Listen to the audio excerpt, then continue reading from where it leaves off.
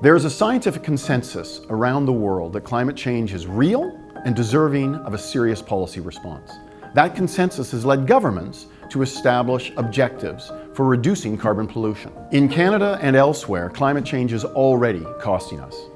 With more intense floods and fires and other extreme weather events, and with costly impacts across the Canadian economy. Now, we can choose to do nothing, but our inaction today will just mean more expensive policy actions later. Canadians do care about climate change, but they also care about the economy. This is a tough issue, and until Canadians are presented with a solution that makes sense for both the environment and the economy, they are not going to put this at the top of their list. Carbon pricing is that solution. A carbon price works by putting a price on the thing we want to reduce, carbon pollution.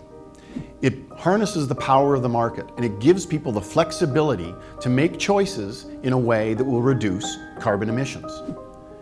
The alternative approaches, inflexible regulations or subsidies, end up costing the economy far more. Carbon pricing produces two types of economic incentives. The first is that it leads households and businesses to change the way they do things in a way that reduces their carbon emissions. The second is that it leads businesses to develop new and cleaner technologies. The common view of carbon pricing is actually kind of funny. In their daily lives, Canadians respond to price changes all the time. Yet, for a carbon price, some Canadians continue to believe that it won't change any behavior and therefore that it will just be a tax grab.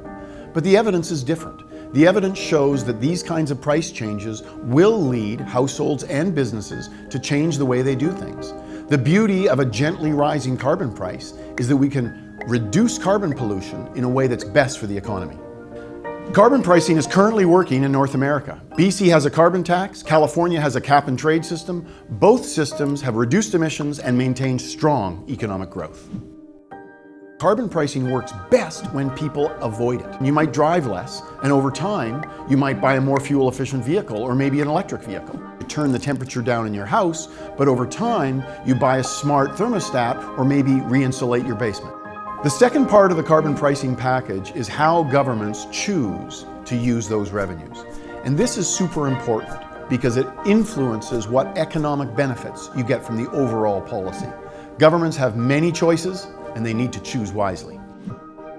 It's true that Canada is a small part of the global problem, but Canadians don't want to be free riders. They want to be part of the global solution. Carbon pricing works, and everybody likes something that works. Check it out at ecofiscal.ca.